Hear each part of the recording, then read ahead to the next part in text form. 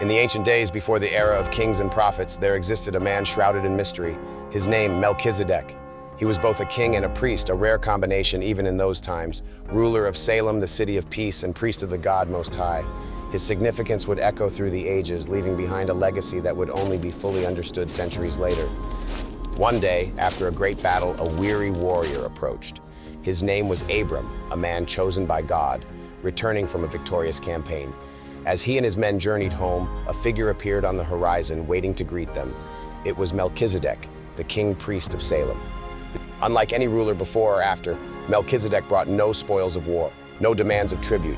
Instead, he came bearing gifts of bread and wine, symbols of peace, symbols of divine blessing. And there, before Abram, he raised his hand and pronounced a blessing.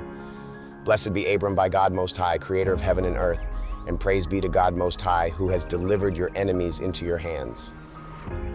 In response, Abram, overwhelmed by this divine encounter, knelt and offered Melchizedek a tenth of all his possessions.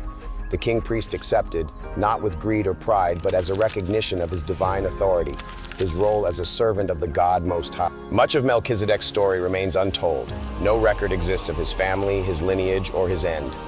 He is a priest without beginning of days or end of life, a figure whose purpose transcends time.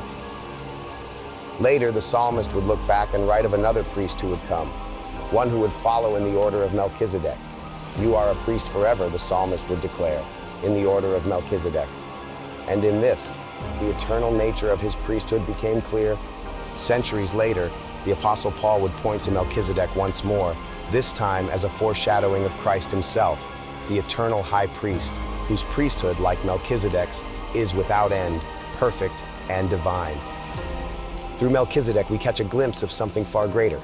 In this mysterious king priest, we see a foreshadowing of the coming Messiah, the King of Kings, the eternal priest, who would bring peace and salvation to the world.